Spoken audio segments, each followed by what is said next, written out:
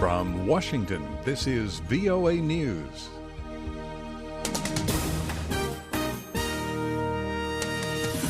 I'm David Forrest reporting. John Kerry meets with Russia's president. U.S. Secretary of State John Kerry says he had frank talks about Ukraine, Syria, and Iran with Russian President Vladimir Putin on Tuesday. Speaking at a joint news conference in Sochi with his counterpart Sergei Lavrov, the top U.S. diplomat said the talks come in the midst of a challenging time.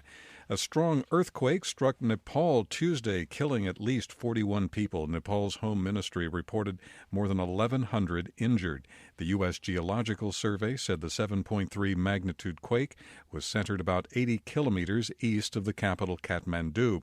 Jasmine Shakya is a quake survivor. I felt really scared this time. After so many days, I didn't felt there was an earthquake of like 4 to 5, but I didn't actually felt it. So this time it was very big. The government and aid agencies have been working to provide food, water, and shelter in Nepal. U.S. officials say a U.S. Marine Corps helicopter disappeared in Nepal, that coming during relief efforts following the earthquake. A demonstrator was killed Tuesday when Burundi police opened fire on protesters in Bujumbura.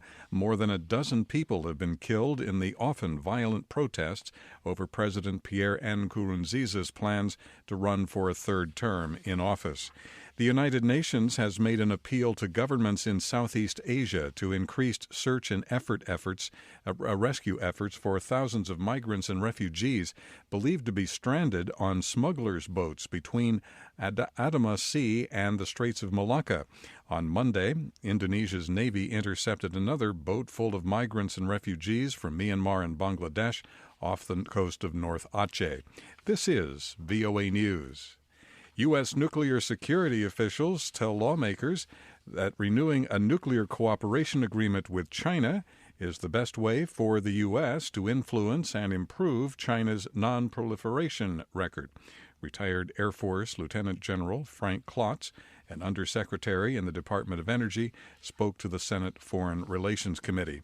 A 5-day humanitarian ceasefire is underway in Yemen. It was called to give the United Nations a chance to bring food and supplies to civilians caught in the middle of the conflict there. Shiite Houthi rebels and the Saudi-led coalition fought nearly right up to the last minute. Heather Murdoch reports. In the hours and days ahead of the planned Tuesday night ceasefire, the conflict in Yemen intensifies, with Saudi Arabia sending tanks to its border with Yemen and fighting erupting after the Houthi army claimed to have shot down a warplane of the Saudi-led coalition. Bombs continued to rain down on the capital, Sana'a, and were reported in Aden, where some of the heaviest fighting has been recently.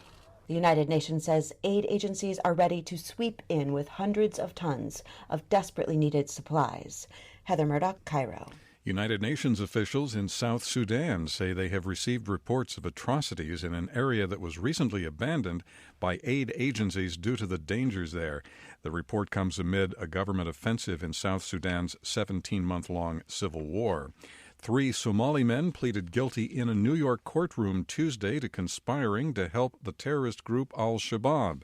By pleading guilty, the 3 avoid possible lifetime prison terms and will now serve up to 15 years behind bars.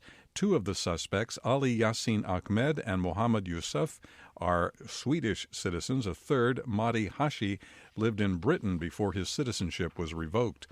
The next U.S. presidential presidential election is still more than 17 months away, but candidates are looking for the big issue for 2016. Jim Malone takes a look. The economy is usually the top issue in any given election year, and Democratic pollster Celinda Lake predicts that it will likely be the case once again in the 2016 campaign. Americans are still remarkably pessimistic about the economy despite the months of job growth. For years, Lake and Republican pollster Ed Goaz have worked together on the George Washington University Battleground poll.